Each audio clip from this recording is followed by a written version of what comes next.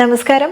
പ്രായാധിക്യം കൊണ്ടും വൈറ്റമിൻ ഡിയുടെയും അതുപോലെ മഗ്നീഷ്യത്തിൻ്റെയും ഒക്കെ തന്നെ കുറവ് കാരണമൊക്കെ നമ്മുടെ ശരീരത്തിൽ കാൽസ്യം ശരിയായിട്ട് ആഗിരണം ചെയ്യപ്പെടാതിരിക്കാം. അതിൻ്റെ ഭാഗമായിട്ട് എല്ലുകൾക്ക് ബലക്ഷയം സംഭവിക്കുകയും ഓസ്റ്റിയോപോറോസിസ് അല്ലെങ്കിൽ തേയ്മാനം സംഭവിക്കുകയും ചെയ്യും. നമ്മുടെ രണ്ട് എല്ലുകൾക്കിടയിലുള്ള സൈനോവിയൽ ഫ്ലൂയിഡ് കുറഞ്ഞു വരികയും അത് തമ്മിൽ കൂട്ടി ഉരസി നമുക്ക് നല്ല വേദന, മുട്ടുവേദന വരാം.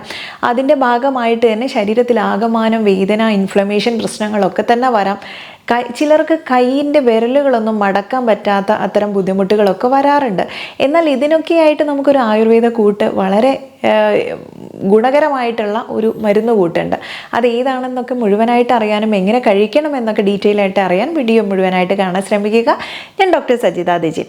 ഇതിൽ കൈവിരലുകൾ മടക്കാനുള്ള ബുദ്ധിമുട്ട് കാരണം ഈ അവസ്ഥയിൽ നമുക്ക് പുറമെ പുരട്ടാനും ഉള്ളിലേക്ക് എടുക്കാനും പറ്റുന്നതും അതുപോലെ ഇതിനെ ചലനശേഷി പുനഃസ്ഥാപിക്കാൻ സാധിക്കുന്നതുമായിട്ടുള്ള ഒന്നാണ് ഗന്ധതൈലം എന്നുള്ളത്. ഒടിഞ്ഞ എല്ലിൻ്റെ ചികിത്സയിലും അസ്ഥികളുടെ ബലവും ശക്തിയും മെച്ചപ്പെടുത്താനും സന്ധിവാതം, തേയ്മാനം, തോളെല്ലിൻ്റെ സ്ഥാനചലനം, ലിഗമെൻറ്റിലെ പരിക്കുകൾ മാറ്റാനൊക്കെ തന്നെ വളരെ നല്ലതാണ്. ബോണ് അല്ലെങ്കിൽ ലിഗമെൻസ്, സ്നായു, ജോയിൻസ്, സന്ധി, വാദപ്രധാനമായിട്ടുള്ള രോഗങ്ങൾ ഇതൊക്കെ മാറ്റാൻ നമുക്കിതിനെ ഉപയോഗപ്പെടുത്താം.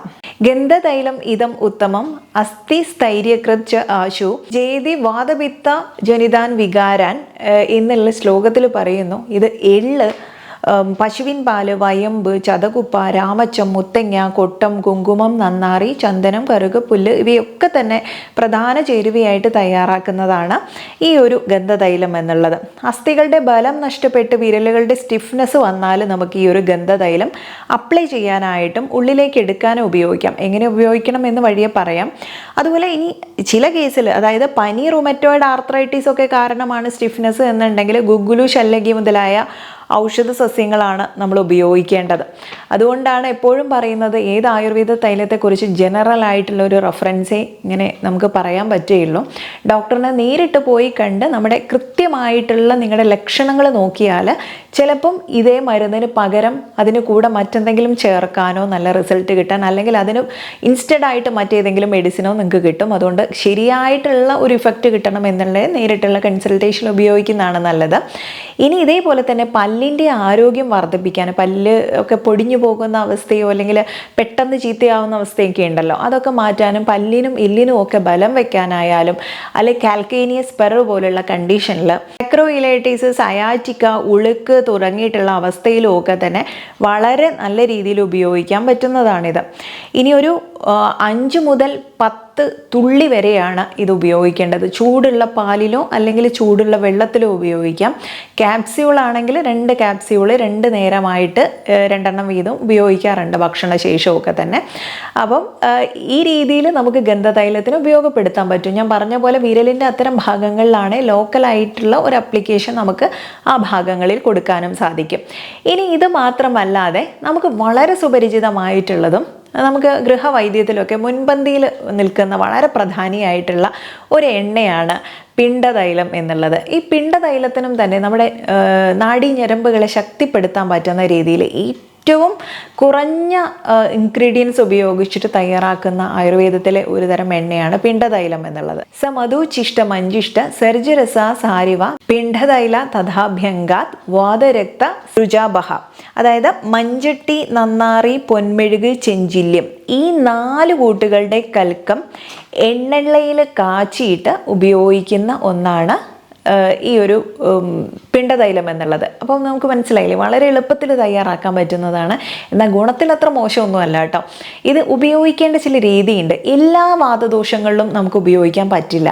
അപ്പോൾ അതുകൂടെ ശ്രദ്ധിക്കുക. അതാണ്, തൈലമാണെങ്കിൽ പോലും ചിലർക്ക് ചില കേസിൽ ഉപയോഗിച്ചാൽ അത് അധികമാവാൻ സാധ്യതയുണ്ട്. അപ്പോൾ നിങ്ങൾക്ക് ഡോക്ടറിനോട് നേരിട്ടുള്ള ഇൻട്രാക്ഷനിൽ ഇതെന്താണ് നിങ്ങളുടെ ആ ഒരു സിംറ്റം അല്ലെങ്കിൽ നിങ്ങളുടെ ശരീരത്തിൻ്റെ ഒരു അവസ്ഥ എന്താണെന്ന് നോക്കിയിട്ട് ഇതിന് കൂടെയോ അല്ലെങ്കിൽ ഇതിന് പകരം മറ്റുള്ള ഓയിലുകളോ നിർദ്ദേശിക്കും.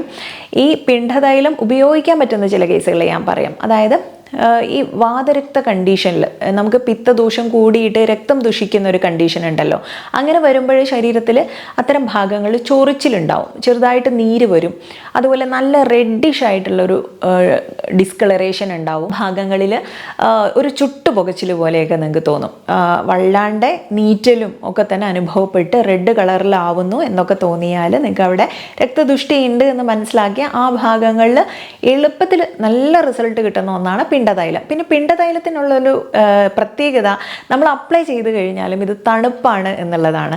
അതുകൊണ്ട് തന്നെ വെരിക്കോസ് വെയിനുള്ള ആളുകൾക്ക് വളരെ ഉചിതമായിട്ട് തിരഞ്ഞെടുക്കാൻ പറ്റുന്ന ഒരു എണ്ണ കൂടിയാണ് പിണ്ടതൈലം. വേദന സംഹാരിയായിട്ടും അതുപോലെ തന്നെ നമുക്ക് ആൻറ്റി ഇൻഫ്ലമേറ്ററി പ്രോപ്പർട്ടി ഉള്ളതുകൊണ്ട് നീര് കുറയ്ക്കാനും പറ്റും.